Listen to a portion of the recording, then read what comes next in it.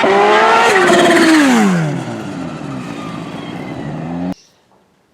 guys, it's Dale Walker in my happy place. I'm the only one in the shop. Figured I'd stick my chair right on here and talk to you in the dyno room. Been putting this off for a while. We were hoping for good news on my cancer report, of course. I went through 4 months, almost 4 months of chemo, well, 3.5 months or so. And then it was about a month off. And then we checked my numbers and everything, and my numbers actually, PSA number, that's just one of many, about 30 numbers, was at about 6.8 or so, and it came down to 3.12, which was very promising. That was a while back, right after my chemo. So still had to wait, about a month, till April 3rd, and I had my PET scan, full body PET scan that shows if you're still lit up. If you remember, which you might not, well anyway, for those of you that don't know, I've been battling prostate cancer since 2019. I had it taken out because it was stage 4, the kind that can spread rapidly. And I had to heal about 3 months, and then I had at that time 42 or 43 days of radiation in the prostate bed, and then my numbers were doing pretty good. I got on Holeshot. That's a male hormone blocker that just it's a common thing, but it's not good for you, of course, and it makes you have no energy because it basically blocks your male hormones. It takes all your testosterone away over time. Every 3 months I get that shot. Well, my numbers came down at that time. I was doing pretty good, and then all of a sudden they started climbing up again. So then in 2000, I don't know, I think it was around 2021, all of a sudden my neck started feeling like it was full of gravel, and they did another PET scan on me, and that was the last go around, and yeah, it was it spread over my C7 vertebrae, my T2 and my T5 down my spine, and then on the bones. That's the kind I have. And then it also had a couple little places on my ribs, just little BBs, just tiny. So, actually let me back up. It was on my C7 and those, but anyway, so what they did at that time is they did radiation with the mask where they clamp you down on the table, and pinpointed onto my C7 mostly. That was the worst. The rest were tiny, just barely even noticeable. So that was 10 days of just high output stuff they do. Only radiation at this time. Okay, well then time went on, and then, you know, I don't know when it was about a year ago now, all of a sudden my neck started hurting again, and that's when they did the second PET scan and saw it on more on my T5 and my T2 and a couple of my ribs, just a little bit. So they can't radiate anymore. They can't radiate my neck because it could blow right through the bone and sever, you know, your spinal cord, and then you'd be paralyzed. All right, so moving on, finally they decided to do the chemotherapy, which many of you that know me or been following my story know this, but anyway, so I just got done with, like I say, about 3.5 months of that, once every 3 weeks, and then, yeah, matter of fact, see, I've got it, like, I can't show you, but I got a port still in me right here, and then my neck, that goes clear up to my neck, that goes to my brain and the whole body, but that's where they inject it in. You can't keep doing it in your arm because you could blow through your vein and then it spreads and gets all infected in your body. It's poison. So anyway,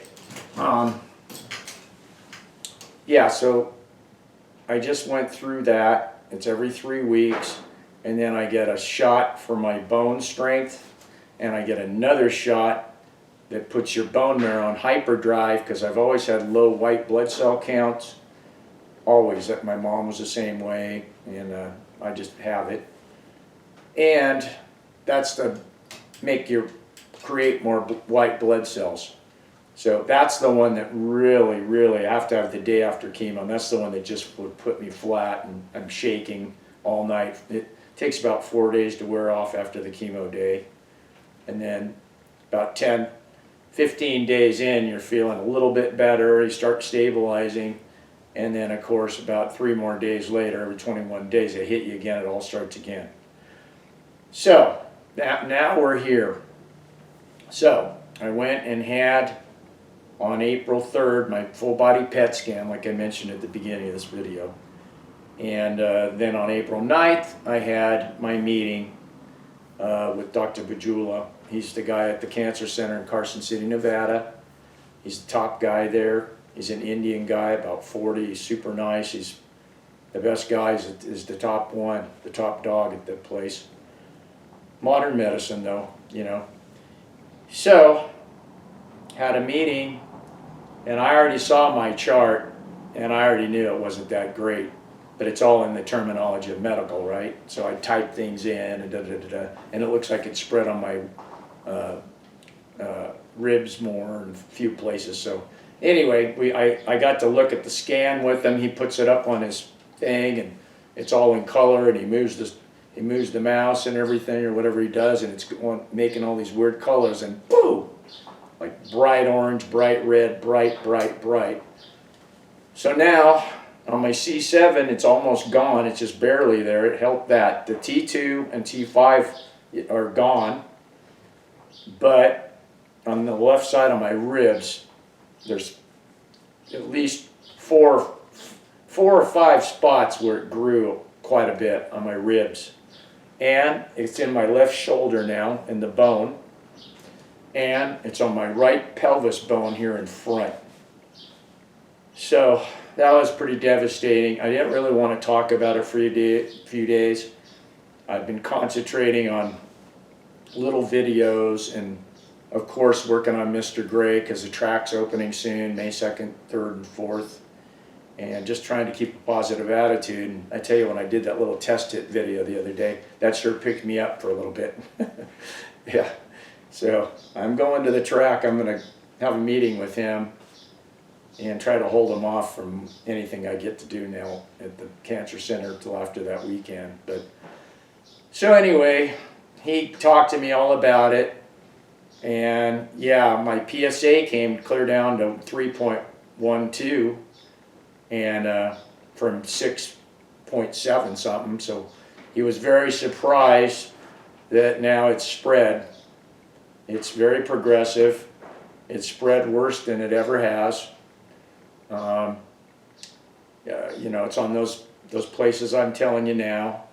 And I said flat out, I said, you know, what's the option here? And he goes, well, he said, this is your final option, Dale. We pretty much are running out of options after this time. You got to do chemo again, but a different type of chemo, a different formula. And he goes, some people it doesn't affect near as much, some people it's about the same. And it's the same thing. I don't know for sure yet. I have a meeting with him in another week and a half, but I believe it's the same thing every 3 weeks. Probably have to have those kill shots too. I imagine I will. And I said, how long do I have to do it for? Another 3 months like I did before, or 3.5 months? He goes, if it's working and it's helping, you will stay on chemo the rest of your life. So I'm going, oh my God. So yeah, that's it. So pretty devastating. And I said, well, what makes you, what kills you, Doc? Does it get in your bone marrow? How does it get to other organs? And I guess pretty much, no, if you can't stop it from growing on the bones, it will eventually just kind of jump over. And the first place, of course, it gets you is your liver and your kidneys. And, once you're at that point, it's not good. So, anyway, Liza's pretty devastated, of course, but it's been a little while, so we're just coming to terms with this and doing the best I can, and that's it. So, it is what it is. I can't do anything about it. I can do just the best I can, mentally and physically. I walk every morning, I do what I do, I work on my stuff, and, but who knows? Hey, it might do okay. I don't want to give up yet, and I don't want to give up ever, but you have to be a realist too, so I'm trying to get all my stuff in order, all other personal stuff, and, I bought a little mid-sized truck a while back, like it wasn't brand new, but I have a Nissan Frontier I bought for, 5,000 miles on it. I always wanted a mid-sized truck. That thing's going. I don't want Liza to get stuck with all this extra crap I got, so I'm going to sell a couple of my street bikes and a few little things, and stuff I don't have to have, and make sure all my stuff's in order and stuff, So, anyway, that's it. That's the story. So, I'll just keep you posted, but that's my story. So, we'll get out on Mr. Gray on that weekend coming up, and the bike looks pretty promising. I'm pretty pumped about riding it. It's probably going to be pretty violent. It's not a big motor like a Busa or a ZX14 all set up like a real race bike. It's just a street bike with some 8-inch extensions on it, really. And a hydraulic hand clutch, no special clutch, no stutter box. It's all on me. And I'm not the quickest as I used to be as far as the light, but I'm still very capable of riding a bike out there. But I'm still running on about 3 cylinders out of 8, okay?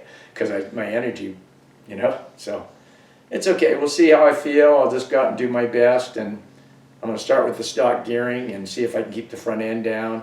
I have a feeling that with much taller gearing, like taking some off the back or adding it full tooth on the front, it'd calm it down more, and I could leave harder even and just go. But I can ride it how it is. It's just going to be, I have to ride it a little easier and roll into it, short shift or something. I don't know what the hell I'm going to do, but we'll have fun with it. So, all right, well, thank you guys, and I know you're praying for me. I know you give me all the well wishes. I know all that, and I really appreciate it, and it's awesome. Really is. But yeah, don't bombard me with I should take ivermectin, I should have frickin' pumpkin seeds, and I should have these mushrooms or blue ink, blah blah blah. I've studied all that stuff. I'll make my own decision. I appreciate it, but I don't need it. I'm gonna scope all that out. So anyway, I'm gonna end this now. I'm starting to just blabber.